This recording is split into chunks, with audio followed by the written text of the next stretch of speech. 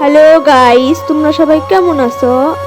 তো আমি আর মায় কদিন আগে গেছিলাম রায়গঞ্জ।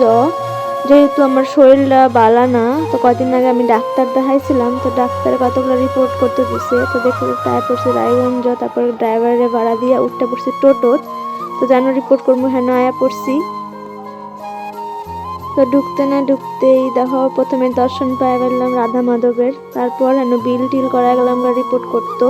তো রিপোর্ট করা হয়ে গেছে। রিপোর্ট করা হয়ে যাওয়ার পর গেছিলাম একটা জামা কাপড়ের দোকানও। তো হেন গিয়া 2-3টা শাড়ি কিনে। তারপর রাস্তার ধারে গেছে আমার পাড়ার একটা ভাইয়ের লগে। তো তারপরে আমি আর আমার মায়ে হাইটে হাইটে যাইতেছিলাম। রাস্তা যেতে যেতে কত কত ফুলের গাছ দেখতে পাইছি।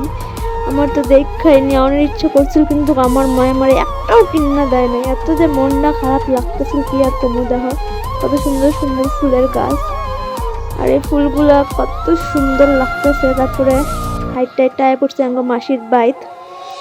তো মাসির বাইত আওয়ার লগে লগে দিয়েছে খাইতো মাসি। তারপর খাইয়া দেয়া বারোই পড়ছি বাড়ির যাওয়ার লিগা। তো আজকের মতো একটুকুই দেখা হবে, কালকা টাটা।